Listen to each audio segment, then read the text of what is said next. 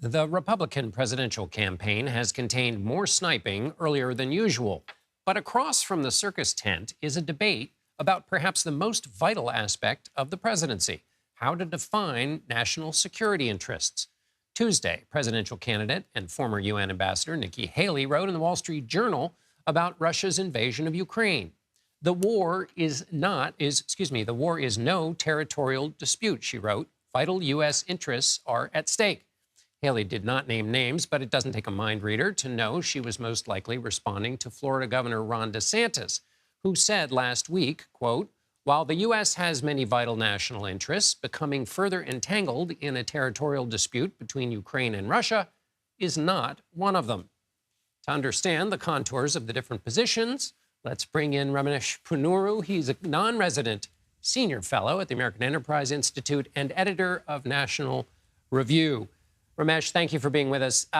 I want to use a piece you wrote to help define the different worldviews as I kind of understand it. So as a starting off point, it's the headline of a recent Washington Post op-ed that you wrote. And the headline was, "DeSantis lacks moral clarity on Ukraine. His critics lack prudence." So let's start with DeSantis, his position, which Donald Trump also holds. What do you mean when you say it lacks moral clarity?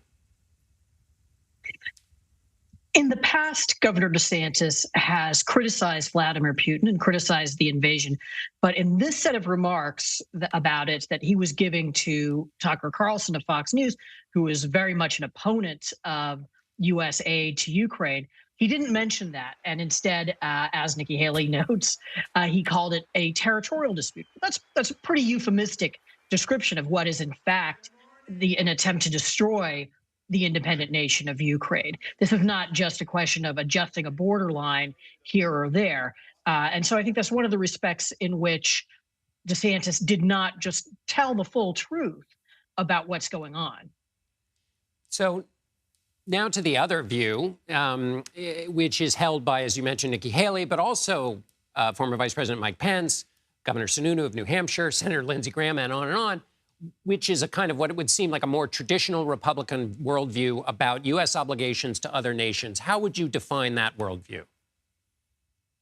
Yeah, I think that's right. The other Republicans, with the except for Trump and DeSantis, have tended to stake out this older Republican view, which often is thought of as kind of a muscular internationalism that regards the U.S. as having a special responsibility as the foremost world power in maintaining world order and a basically peaceful and prosperous world order, and that this requires U.S. aid and sometimes U.S. military commitments. And of course, that's an increasingly contested view in the Republican Party. And how could, I think back, in 1952, Ike ran against Senator Robert Taft, and Taft was called an isolationist. This is not a new argument in the Republican Party, but give me your sense of how, of the moment it is. I mean, is this a major debate in the party as you see it, or is it more subtle than that? I think that there is a big debate.